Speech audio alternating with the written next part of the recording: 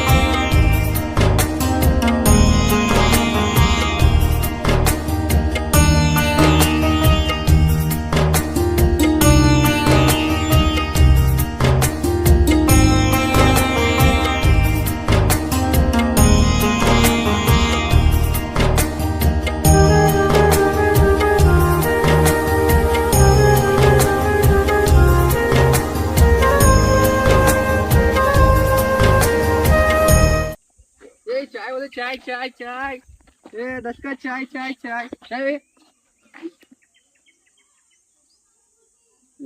दस दस दस पटपट, चाय चाय चाय चाय चाय लियो चाय, दस दस दस का 10 चाय चाय चाय.